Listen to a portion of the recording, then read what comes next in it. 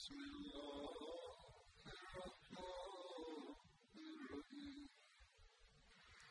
الحمد لله رب العالمين الرحمن الرحيم مالك يوم الدين إياك نعبد وإياك نستعين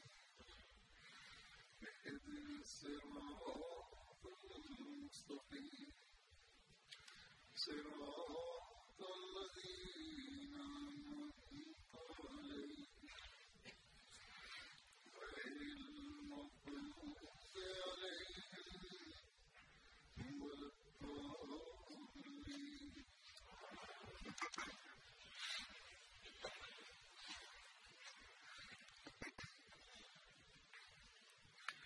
आज मैं साहब वसीम अलैहिस्सलाम के बैत के वाक़यात पेश करूंगा। खासतौर पर bugün ben Mesih Maud Aleyhisselatü Vesselam'ın eshablarının biyet hadiselerinden bahsedeceğim. Özellikle Arap Ahmediler tarafından çok istek vardır. Genellikle biz eshabların hadiselerinden bahsedin. Çünkü onların her hadise, her olayı ile birlikte biz her ne zaman eshabların ihlasını ve fedakarlıklarından bilgi ediniyoruz ve Ahmediye cemaatine girdikten sonra ne gibi zorluklarla karşılaştığını öğreniyoruz. Aynı yerde Mesih Maud Aleyhisselatü Vesselam'ın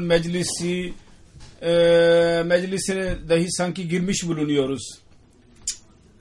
Hangi konu altında olursa olsun, hangi hadise olursa olsun, Hz. Mesih Mevud Aleyhisselam'ın siretinin en güzel yönleri bizim gözlerimizin önüne canlanır.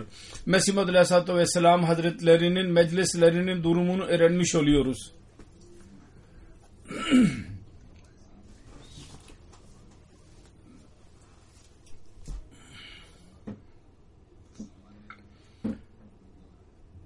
Bu eshablar bizim için bir örnektir bu çağda. Çünkü bunlar öyle insanlardır ki آخَرِينَ مِنْهُمْ لَمَّا يَلَاكُوا بِهِمْ ayeti kerimesinin direkt olarak misdaklarıdır. Yani bu ayet bunlar üzerinde tamamlanır. Ve bizim önümüzde bu manevi menzileri kat etmenin yollarını kendi karakterlerini ileri sürerek bizim için kolaylaştırmışlardır. Kısacası bu olaylar bu büyük zatların hangi ailelerden ise o aileler için dahi önemlidir ve gelecekte her Ahmedi'nin gelecekte nasıl imanda ilerleyeceği konusunda da bir örnektir. Onun için nev mubayiler genellikle bunu bizden isterler. Ve daha sonra söylediğim gibi Hz. Mesih Maud Aleyhisselatü Vesselam'ın siretinin, karakterinin öğrenmiş bulunuyoruz. Ve o da bizim imanlarımızı daha da aydınlatıyor, parlatıyor. Hazret Nizamuddin radıyallahu anh'un rivayetidir. İlk beyan edeceğim. Bir defa daha önce de ben onu başka bir şekilde beyan ettim. Diyor ki biz ehli hadis idik ve kendimizi muttaki sayıyorduk ve her haramdan uzak olduğumuzu ve zannediyorduk. Bir defa Mart ayı idi. Zannederim 1902 senesinde biz birkaç ehli hadis Ceylum'dan Lahor'a gittik ki oraya giderek Encümen Himayet-i İslam Lahor'un toplantısına katılacaktık. O da her sene olurdu. Biz Lahor'a gittik ve toplantı yerine gidiyorduk ki orada çadırın dışında bir molla vaiz veriyordu. Bir elinde Kur'an-ı Kerim vardı. ikinci elinde broşürler vardı ve onu dağıtıyordu ve ağzıyla dövüyordu ki Mirza el-İyazu billah sakat kalmıştır. Çünkü peygamberlere saygısızlık yapıyordu ve kendisine İsa diyordu ve yemin ederek aynı kelimeleri tekrar ediyordu. Biz bunu düşünerek, dinleyerek hayret içinde kaldık. Aklımıza hiç gelemedi ki bir insan böyle cesaret edebilir mi ki Allah adına yemin ederek yalan söylesin ve elinde Kur'an tutarak yemin söyleyebilsin. Bu mümkün mü? Biz 3 kişiydik. Ben ondan broşür aldım ve okumaya başladım. Orada dahi aynı konuydu. El-İyazu billah. Mirza sakat kalmıştır. Peygamberleri küçük düşürüyordu vesaire vesaire. Ben arkadaşlarıma dedim ki haydi gidelim Kadiyan'a gidelim. Allah-u Teala onları doğru yola getirecekti. Biat etmek nasip edecekti. Onun için bu molla kendilerinin Kadiyan'a gitmelerine bir vesile oldu. Ki oraya gidip Mirza Bey'in durumunu görelim ve kendi şehirdeki Mirzailara diyeceğiz. Bizim ulemalar itiraz ediyorlar. Onlar diyorlar ki sizin 14. ulemalar Ahmediler diyorlar ki 14. yüzyılın ulemalar yalancıdır. Ve biz gidip kendi gözlerimizle göreceğiz ve öylece Ahmedileri yalanlayacağız. Bizim arkadaşlar önce kabul etmediler. Sonra kabul ettiler. Biz üçümüz Lahor'dan Batala'ya gittik ve oradan ikindi ile akşam arasında Kadiyan'a ulaştık. Misafirhaneye gittik. Akşam namazı yaklaşıyordu. Ben adamın birisine sordum. Mirza Bey'in namaz kıldığı yeri bana göster. Ki biz onun yanında durarak onu görmek istiyorum. Adamın birisi sorduğum adam idi belki. Benimle birlikte geldi ve Mesih Muhammed Aleyhisselatü Vesselam'ın durduğu yeri bana gösterdi. Zaman yakın idi. Ben aynı yerde oturdum. Mesih Muhammed Aleyhisselatü Vesselam benim sağımda duracaktı.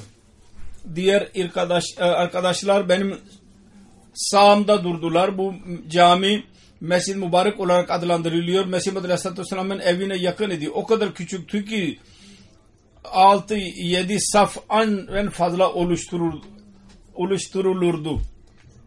Bir safta hemen hemen 6 kişi durabilirdi. Yani 35-40 kişilik yer vardı.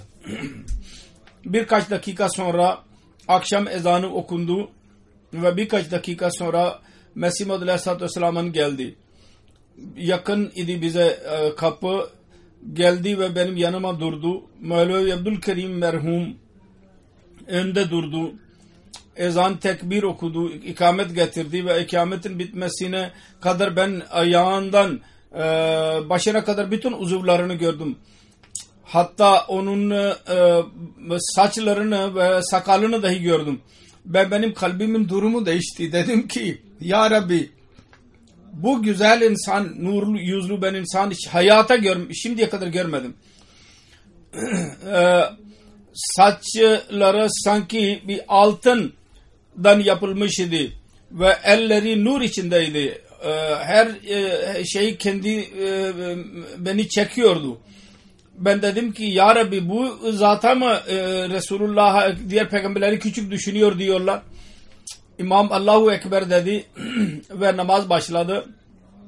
Ben namazdaydım. Ancak selam verinceye kadar ben hayret içinde kaldım. Ya Rabbi bizim molla ki saçı uzundu ve şer'i olarak sakala sahibiydi. Elinde Kur'an ile yemin ediyordu. Ve küçük düşürücü kelimelerle Mesih Aleyhisselatü Vesselam'ı zikrediyordu. Mirza el-İyazu billah felç oldu diyordu. Bir şüphe ile doldu benim kalbim. Diyordu ki Kur'an elinde tutarak yemin nasıl söyleyebilir? Bizim mollamız nasıl yemin edebilir? Bu namazdaki insan belki Mirza değil başka birisi olabilir. Yani insanları aldatmak için belki böyle bu yola başvururlar. Sonra onun nur yüzü benim gözümün önüne gelince bu yalan ediyor yemin eden diye düşündüm. Namaz bitti. Mesih Maud Aleyhisselatü Vesselam oturdu. İlk olarak dedi ki Mufti Bey varsa gelsin. Mufti Bey geldi. Öne çıktı. Sonra dedi ki Mevlevi sahip nerededir? Dedim ki Mevlevi yani Hazreti Mevlana Nuruddin radıyallahu anh en son saftaydı. Oradan kalktı geldi. Mesih Maud Aleyhisselatü Vesselam taun hakkında söz söylemeye başladı. Dedi ki biz daha önce insanlara söylediydim. Ben melekleri Pencap'ta siyah fidanları diktiğini gördüm ve nedir diye sordum. Dediler ki bunlar taun fidanlarıdır. Gelecek mevsimde Pencap'ta bunlar ortaya çıkacaklar. İnsanlar alay ettiler. Ve dediler ki taun daima deniz kenarına kadar gitti ve hiç ülkenin içine girmedi. Fakat şimdi görünür ki şimdi Pencap'ta da baş göstermiştir. Yatsıya kadar Mesih Maud Aleyhisselatü Vesselam konuştu ve ondan sonra namaz kıldıktan sonra eve gitti. Biz de geldik konuştuk kendi aramızda, dedi ki bu ne sırdır? Bizim mollamız elinde Kur'an alarak yemin ederek diyordu ve burada tam aksi çıktı muamele. Sabahleyin biz kalktık. İrade buydu ki Mevlana Nuruddin doğru söyleyecek, ona soracağız. Burada Mirza Bey bu mu yoksa başka birisi mi? Biz onunla yanına gittiğimiz zaman bir mola itiraz etti.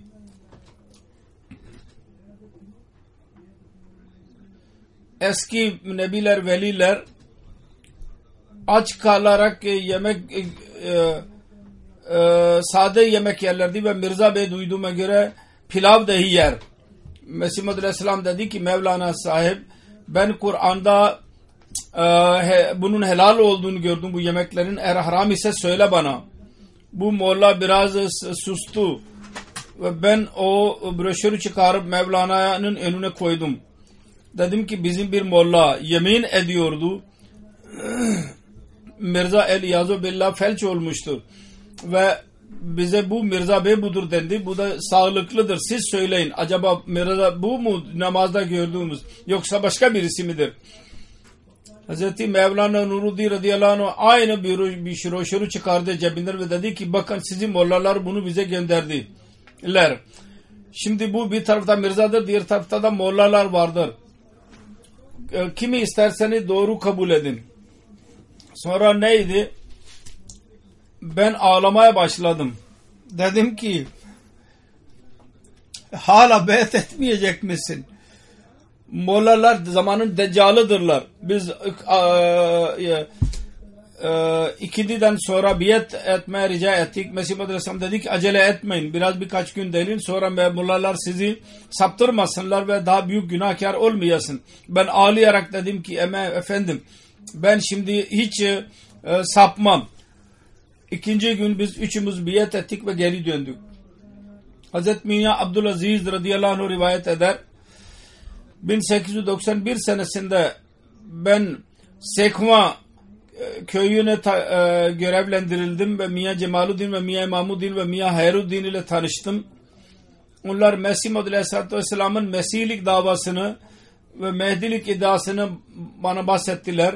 Benim kalbimde bir düşmanlık yoktu Mesih Maud Aleyhisselam'a aleyhinde. Ben tiksinmedim. Yalnız aklıma geldi ki mollalar niye böyle diyorlar? Bunun sebebi de şuydu ki benim atalarım genellikle dindar olduklarından dolayı mollaları severlerdi ve ben de aynı şekilde mollaları severdim. Onların sözünü kabul ederdim. Onlar bana Miya İmamuddin vesaire bana bir kitap İzale-i Evham verdi bakmak için. Ben kitap bakmadan önce dua ettim. Ya Rabbi ben cahilim. Doğru neyse sen onu benim kalbime indir. Bu dua o kadar acele kabul oldu ki ben İzale-i Evham'ı okumaya başladım.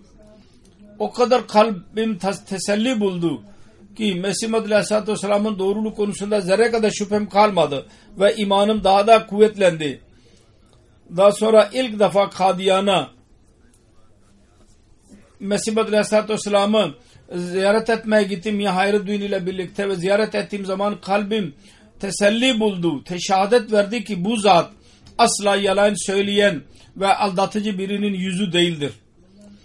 O zaman ben Miya Hayruddin'e dedim ki ilk olarak ben Mesih Maud Aleyhisselatü Vesselam'a aleyhinde bir tek kelime söylemedim. Eğer bir şey söylediysem ben tövbe ederim.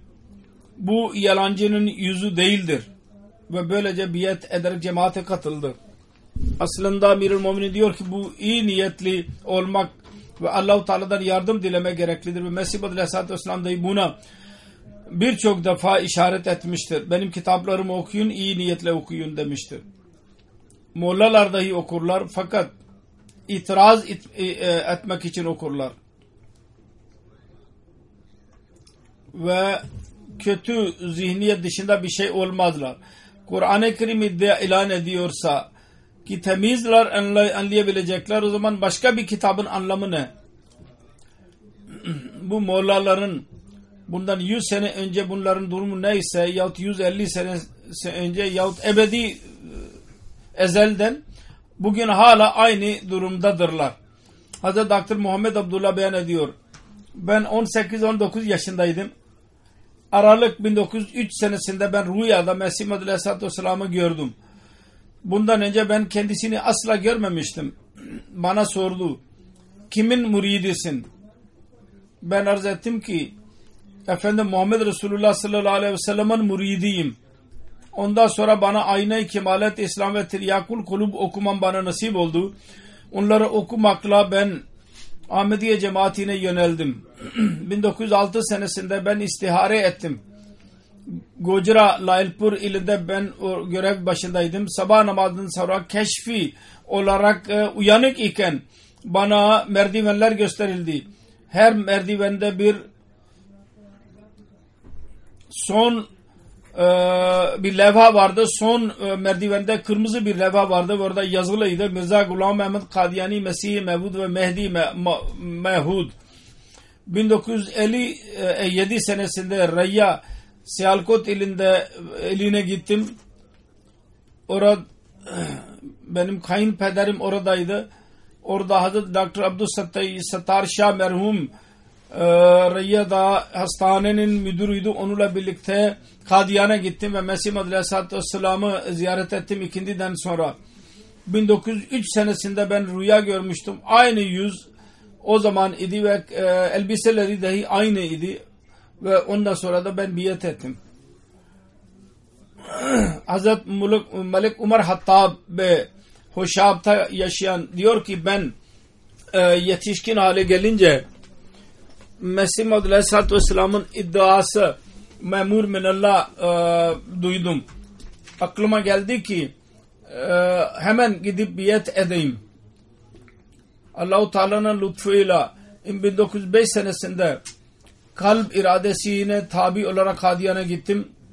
Küçücük bir yer idi ve topraktan yapılmış binalar vardı. Hz. Mevlana Nuruddin radıyallahu anh ders veriyordu. Benim gözüme ilişti. Kadiyan'ın haritasını çiziyor. Küçücük bir köy var, bir misafirhane var, birkaç öğrenci vardır. Mesih Aleyhisselatü Vesselam'ın iddiası bana ulaştı. Ve ben hayret ettim. Mümkün idi.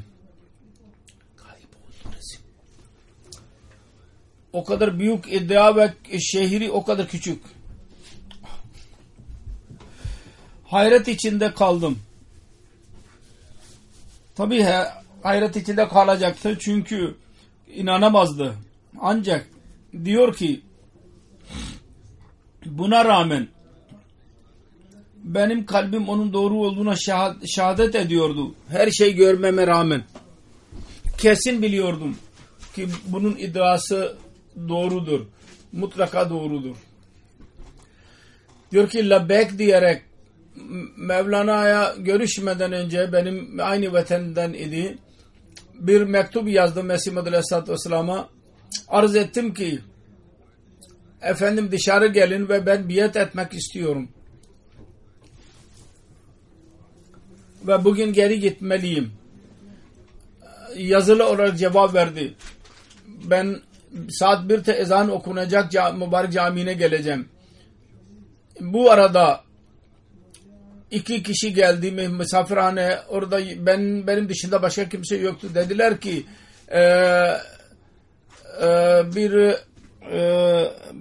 birisini çağırın.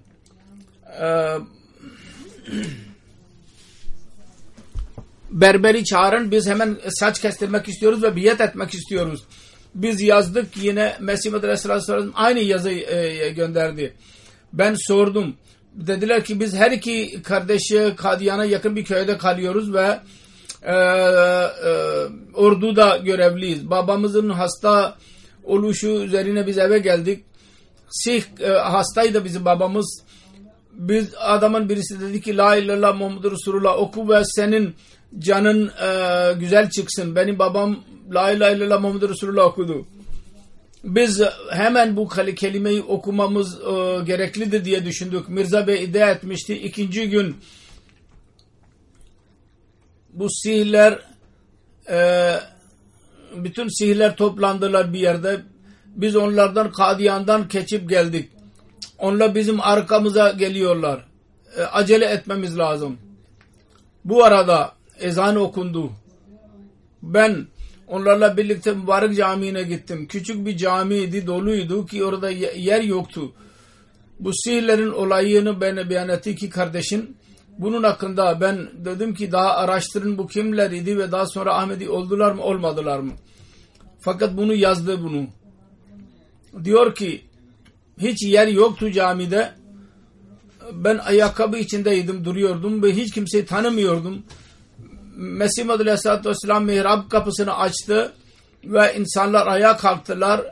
Ben onların içinden geçerek Mesih Muhammed Aleyhisselatü Vesselam'ın önünde durdum. Mesih Muhammed Aleyhisselatü Vesselam oturdu, ben onun önünde oturdum. Sordu sen kimsin? Arz ettim ki ben biat için geldim. Mektup yazdıydım.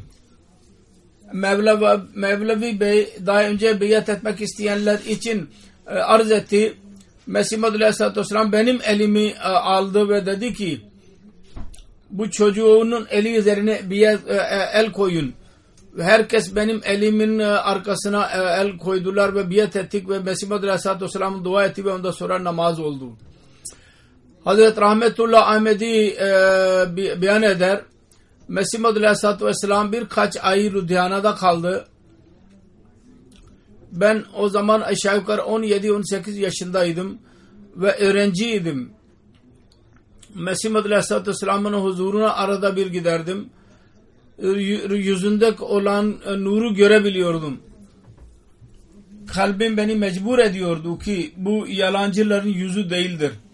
Ama mollalar beni şüphe düşürürlerdi. Bu arada Mevlevi Muhammed Hüseyin Batalvi ile tartıştı Mesih Muhammed Aleyhisselatü Vesselam. Ben de oradaydım. Ondan sonra Allah-u Teala benim hidayetim için İzale-i Evham'ın her iki parçasını gönderdi. Nur ve hidayet ile doluydu bunlar. Allah bilir ki ben genellikle bütün gece uyanık kaldım. Eğer kitaplar okurken biraz uyuklamış olsam belki olabilirim. Yoksa ben dua ettim ve ağladım. Ya Rabbi bu nedir? Mevleviler niye Kur'an'ı bırakıyorlar? Takva olursa o zaman insan bu duruma da kitabı okur. Amirul Muminin diyor. Ya Rabbi sen Allah-u Teala bilir ki benim kalbimde aşk şulesi daha da kuvvetlendi. Mevlevi'ye yazdım. Mesih Muhammed Aleyhisselatü Vesselam 30 ayetten İsa Aleyhisselatü Vesselam'ın vefat ettiğini ispat ediyor. Sen biraz lütfen ayetler yaz bana yaşadığına dair. Ve Kur'an-ı Kerim'in 30 ayetini Mesih Muhammed Aleyhisselatü Vesselam'ın yazdığını reddederek bana gönder. Ben onları tab edeceğim. Cevap geldi. Sen İsa Aleyhisselatü Vesselam'ın ölümü ve hayatı hakkında tartışmayın. Mesih Muhammed Aleyhisselam ile ve onun üyeleriyle. Çünkü bu ihtilafi bir meseledir. Yalnız şunu üzerinde tas ki nasıl Mesih mevcutsun? Tartışma ki İsa Aleyhisselatü Vesselam vefat etmiş midir yahut yaşıyor mudur? Yalnız de ki Mirza Bey nasıl Mesih mevcuttur? Bunun üzerinde tartış. Çünkü Kur'an-ı Kerim İsa Aleyhisselatü Vesselam'ın öldüğünü kabul eder. Ben arz ettim. Eğer İsa Aleyhisselam vefat ettiyse Mirza Bey doğrudur o zaman. Cevap geldi ki sen Mirza Bey'in etkisi altında kaldın. Ben dua edeceğim. Ben arz ettim. Siz kendiniz için dua edin. Sonunda ben Allah-u Teala'nın kapısı önünde ağladım. Allah-u Teala'nın arşını sarstım dua ederek. Ya Rabbi dedim. Senin rızanı istiyorum. Ben senin için her çeşit sıkıntıya girmeye razıyım. Her zillete katlanmaya razıyım. Sen bana merhamet eyle. Az zamanda dua ederim. Yemin ederim ki sabahleyin saat 4'te 25 Aralık 1893 senesinde pazartesi günü Hz. Muhammed Resulullah sallallahu aleyhi ve sellem'e ziyaret ettim. Detayları şöyledir. Ben abdest alıyordum. Adamın birisi dedi ki Resulullah sallallahu aleyhi ve sellem rüyasında görüyor. Ben abdest alıyordum. Adamın birisi gelip dedi ki Resulullah sallallahu aleyhi ve sellem gelmiştir. Ve bu ülkede kalacak. Ben dedim ki nerede? O dedi ki bu Resulullah'ın çadırıdır. Hemen gittim. Birkaç ashabıyla birlikte oradaydı. Selam verdikten sonra bana izin verildi. Ben de tokalaştım ve oturdum. Resulullah Arapça konuşuyordu sallallahu aleyhi ve sellem. Ben kendi gücüme göre anlıyordum. Sonra Urduca konuşurdu. Dedi ki ben doğruyum. Beni yalanlamayın vesaire vesaire. Ben dedim ki amenna ve saddakna ya Resulallah. Bütün köy Müslümanların köyüydü ama kimse yaklaşmıyordu. Ben hayret içindeydim. Ya Rabbi bu nedir? Rüyada. Bugün Müslümanların feda olmaları günüydü. Resulullah'ın ilk günleriydi. Bana anlatıldı ki bu ülkede kalacak Resulullah. Fakat Resulullah dedi ki çıkalım buradan. Ben ağladım, dedim ki ya Resulullah siz nasıl gidiyorsunuz, ben nasıl görüşebileceğim? Benim üzerime elini koydu. Biz seninle mulaki olacağız dedi. Anladım bu rüyadan ki Mesih Maud Aleyhisselatü Vesselam Resulullah'ın temsilcisidir. Fiilen bana anlatıldı, ben biat ettim. Fakat 23 Aralık 1998 senesinde Kadiyan'a giderek akşam namazından eli üzerinde de biat ettim. Allah-u Teala bana istikamet, sebat verdi. Ve hiçbir sıkıntı beni inancımdan uzaklaştıramadı. Bu da Mesih Maud Aleyhisselatü Vesselam'ın bereketiydi. Ben Resulullah'a masaj yaptım.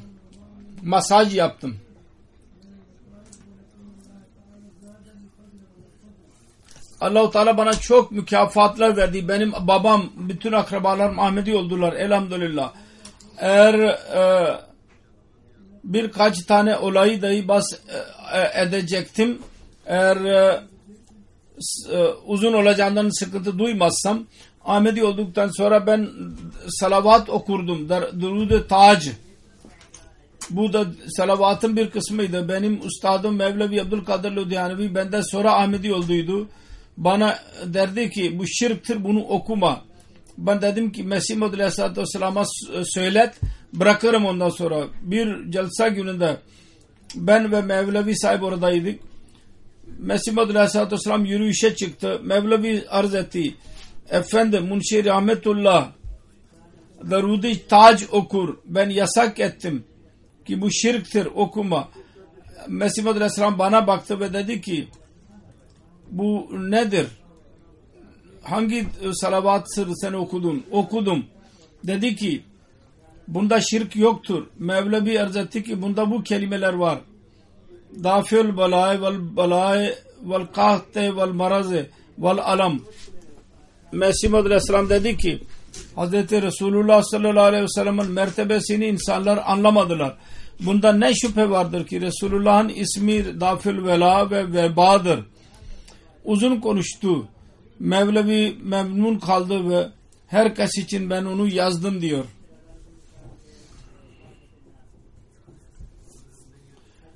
Hazret Seyyid Mahmud Alem Bey beyan eder. 1903 senesinde benim büyük abim Seyyid Mahbub Alem Patna şehrinde bir yere gidiyordu ki 2 kişi oradan geçti. Pencap'ta adamın birisi Mehdi olduğunu iddia etmiştir. Benim kardeşim Kur'an'ı severdi çocukluğundan beri. Bunu duyunca hayret içinde kaldı. Kime sorayım dedi. Daha iddiada bulundu. Diyenler söylediler. Belki tren istasyonu müdür bilir. Oraya gitti. İsim sordu. Adres sordu. Eve geldi ve Mesih Muhammed Aleyhisselatü Vesselam'a bir mektup yazdı.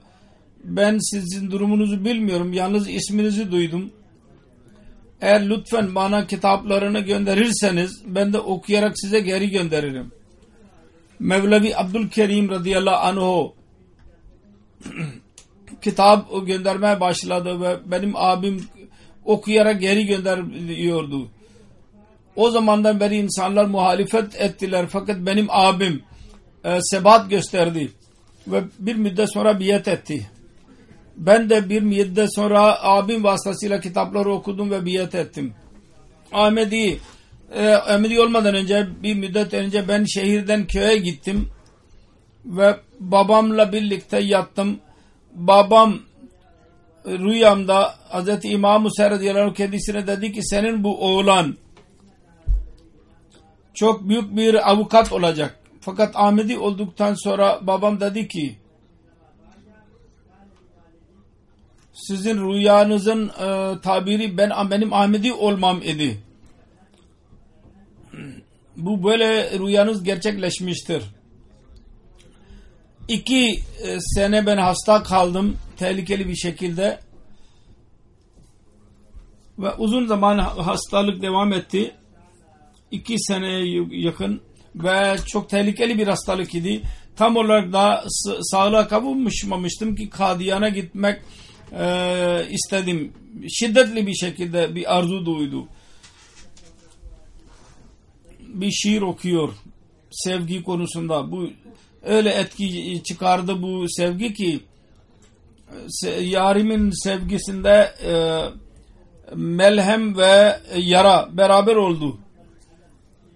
Benim abim ısrar etti. Kadiyan'da bir hazine yoktur. Maddi hazine. Ben oraya gitmeye niyetlendim. En az oraya gideceksen liseyi bitir ki orada sıkıntı görmeyesin. Anne babam gayri Ahmediydiler. Onlardan bir şey beklemiyordum. Bana bir şey vermediler. Ne abim verdi ne de anne babam bana bir şey verdiler. Hastalıktan dolayı ben zayıf idim. 2-4 kilometre dahi yürüyemezdim. Hatta denebilir ki 1 mil yani aşağı yukarı 1,5-2 kilometre kadar dahi yürümek mümkün değildi. Allah Teala benim kalbime indirdi ve yayan gitmeye razı oldum. O zaman ben Patna şehrindeydim. Yürüyerek insanlar bana fikir verdiler.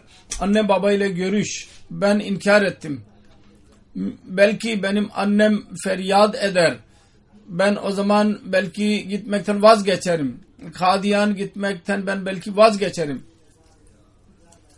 Ben yürüdüm. Yürüyerek bir kart yazdım Mesih Muhammed Aleyhisselatü Vesselam'a. Benim için dua edilsin.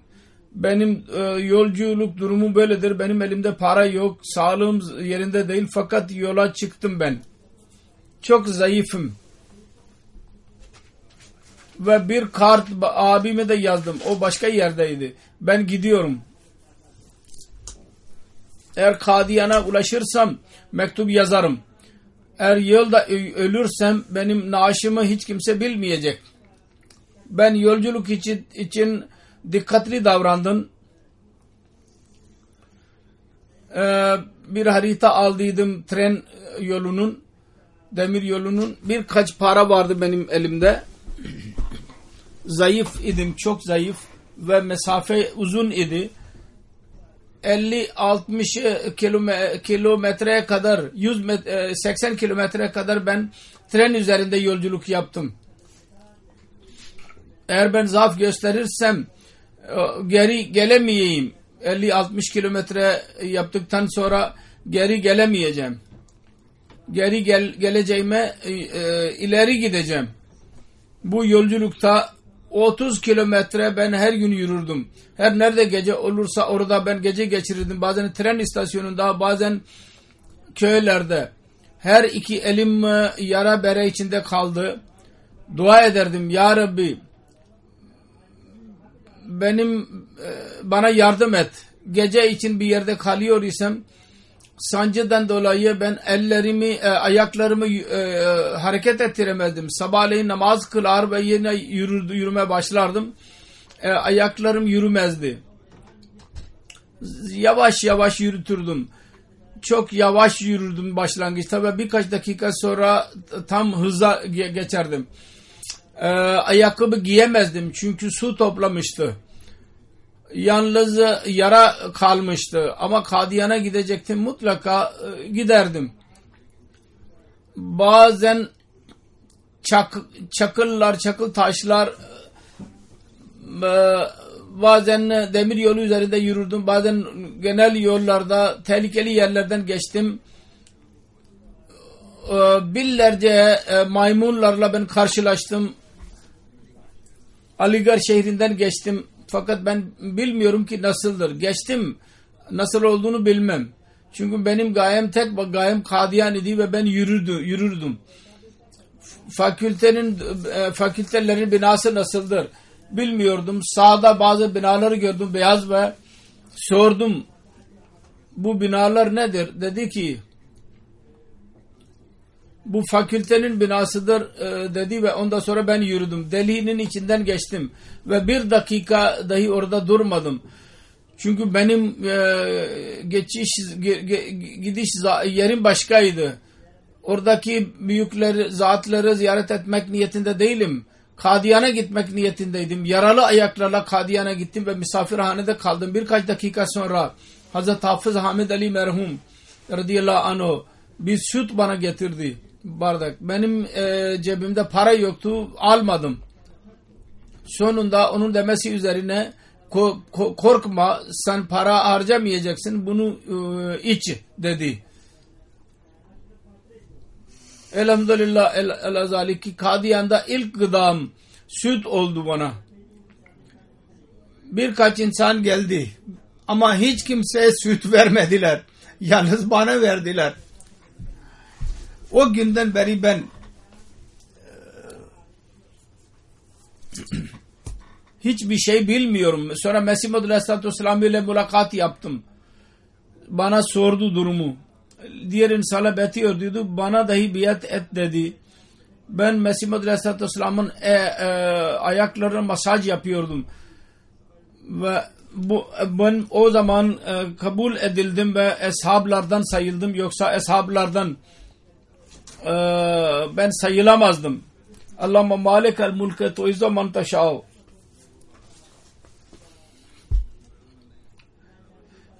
Hazreti Mevlana Nuruddin radıyallahu anh bana ilaç verdi. Hafız Revşen Ali radıyallahu anh bana tahsil vermek için görevlendirdi. Daha sonra bana bizzat kendisi bilgi verdi. Öğretti bana.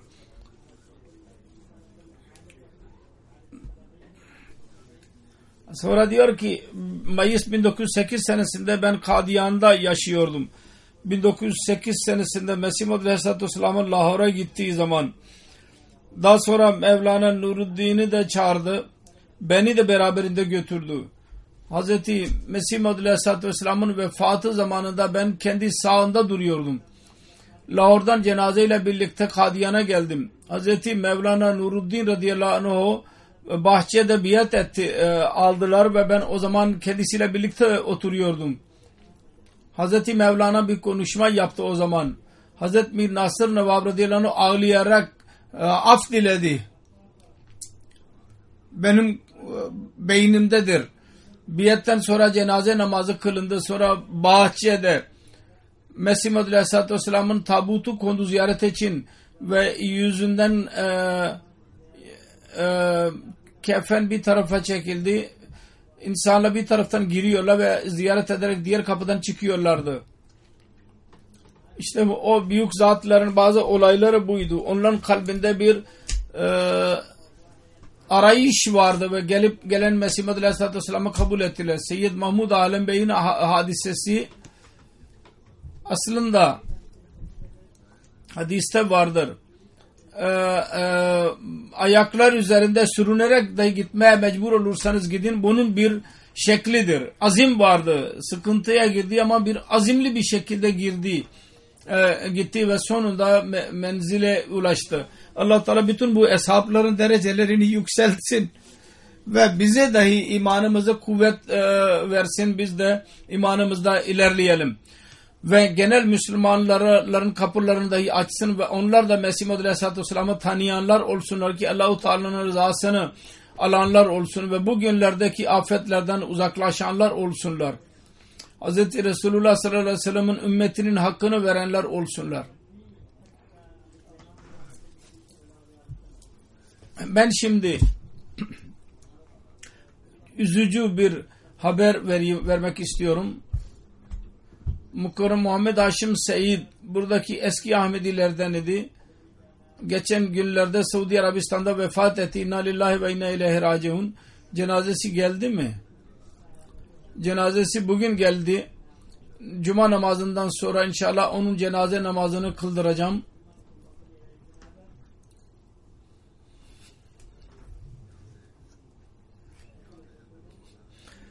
Çok fazla yolculuk yapardı.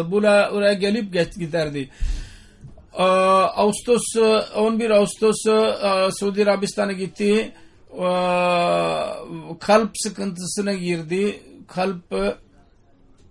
Kalbi durdu ve orada vefat etti hastanede. İnna lillahi ve inna ileyhi raciun.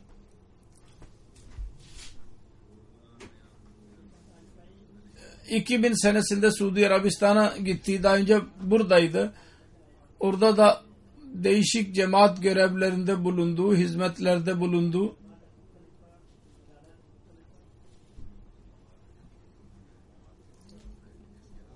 Fakat bunun dışında dahi bazı önemli cemaat işlerimi kendisine verdim. Allah-u Teala'nın lütfuyla güzel bir şekilde bütün işleri yaptı. Birçok iyilikleri vardı. Yetenekleri çoktu. İntizami konularda çok uzmandı. Teknik zorlukları vardı, biliyordu. Bilgisel sorular soruyordu. Din bilgisine, geniş din bilgisine sahip idi. Hatta demek lazım ki hayatın her şubesinde onun zekası methedilmeye değerdi. Ama çok alçak gönüllü, şefik bir insan, yavaş konuşan birisiydi, aciz bir kimseydi. Çok ihlas sahibi birisiydi.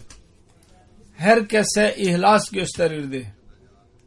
Çanda verir, mal fedakarlıklarında çok güzel bir şekilde katılırdı. Kul halkına verirdi. Bir insanı zerre kadar eziyet içinde görürse rahatsız olurdu.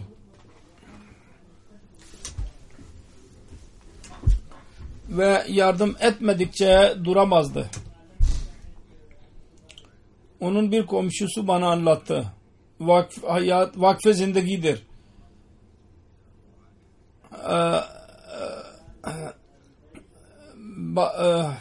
Her iki ev arasındaki duvar yıkıldı yağmurdan dolayı. Bir gün gel dedi ki siz hiç üzülmeyin.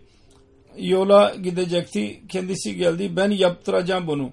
Ve 2 gün sonra kendisi onu yaptırdı.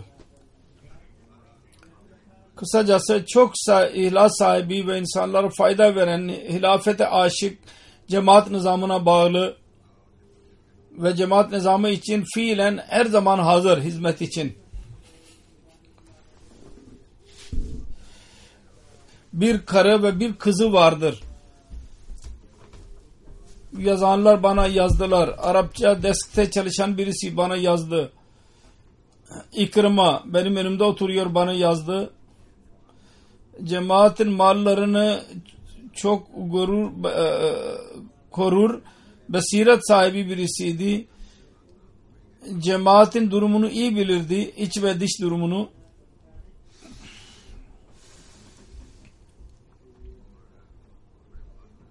cesur bir insan idi. Allah yolunda hangi iş olursa olsun onu yapmaktan asla çekinmezdi. Güzel ahlak sahibi, cesur bir insandı. Yeni Ahmediler için bir baba gibiydi. Gerçekten birkaç Ahmedi bana yazdı. Birçok defa yeni Ahmedileri görüşmek için ve hilafet ile onları bağlamak için 500 kilometre kadar yolculuk dahi yapardı. Hac ve ümre dahi nasip oldu kendisine. Mesih Maud Aleyhisselatü Vesselam'ın bir gömleği yanındaydı ve onu giyerek hac ve ümre içinde onu giydi ve Beytullah ile de mesetti. O karısı bana diyor ki 32 sene biz beraber kaldık. Bütün yol esnasında bir dakika kaybettiğini görmedim. Herkesi seven Şefik Ahmediye cemaatinin gerçek hizmetçisi, hilafeti çok seven ve can kurban etme hazır olan, dua eden bir insandı. Hiç mübalağa yoktur. Hayatını usullere göre geçirdi. 40 yaşından daha fazla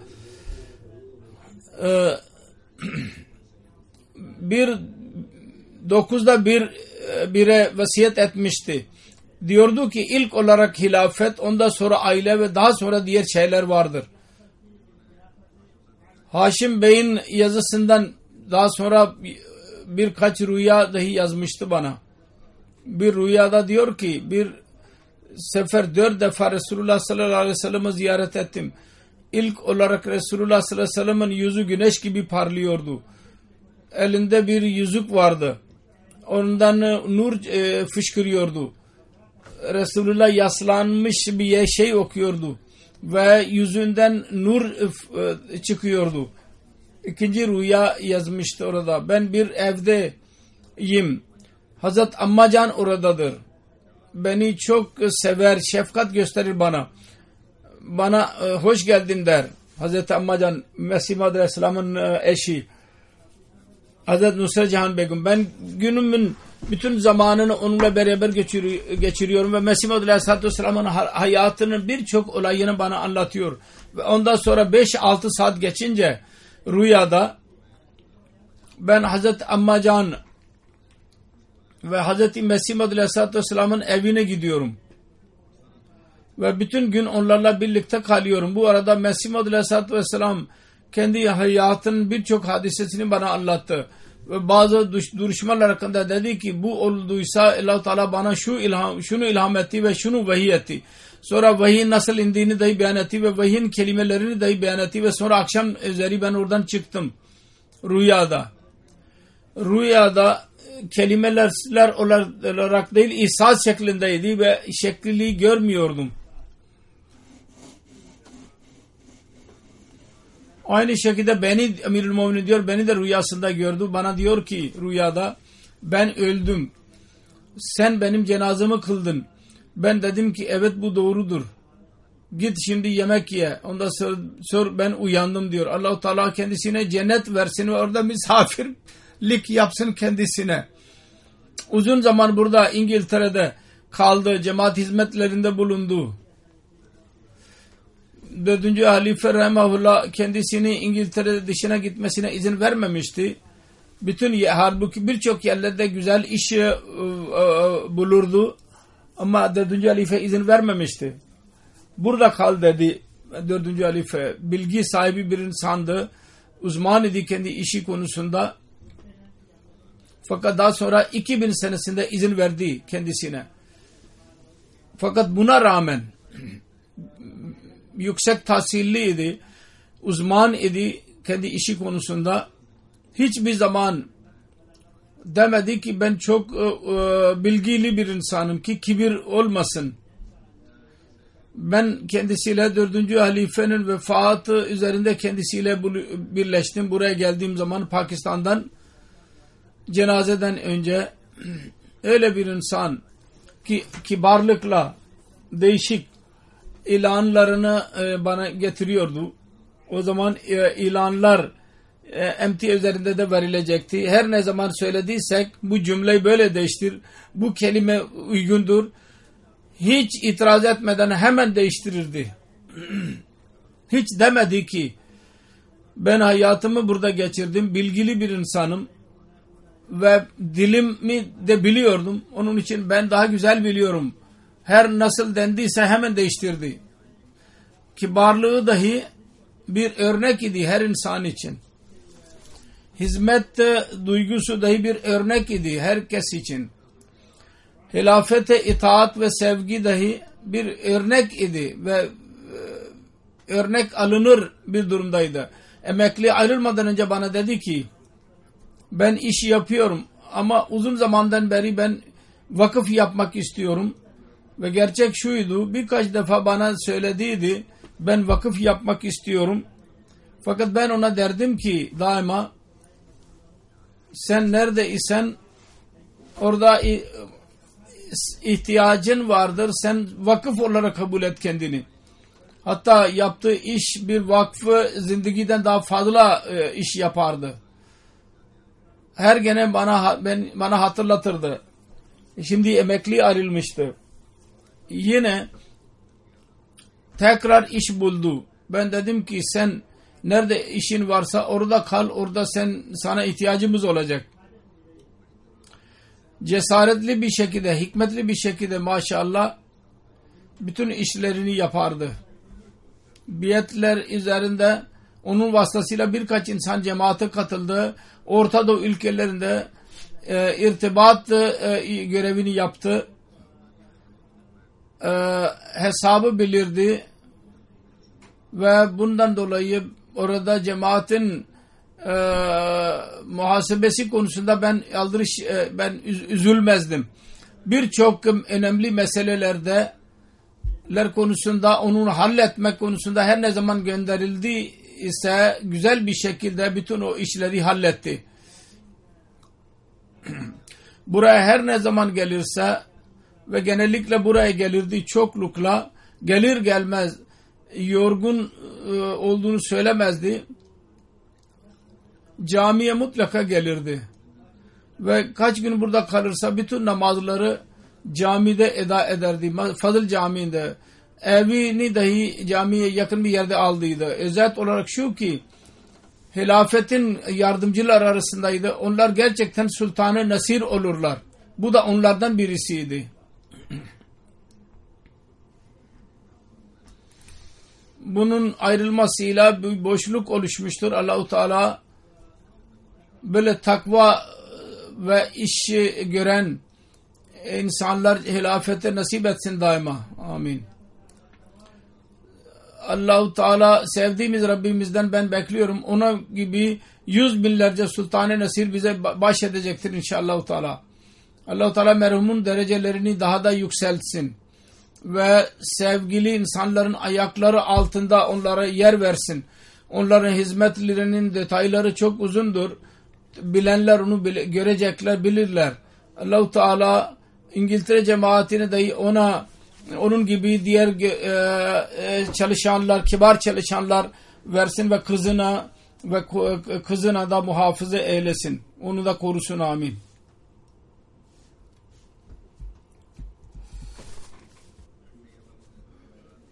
MT'ye bana diyorlar ki saat 1'den bilmem kaç dakikaya kadar hutbeyi bizi yayınlayamadık. Göremeyenler tekrar edildiği zaman onu görsünler. Yani birkaç dakika ara verildi. Yayınlayamadılar birkaç dakika.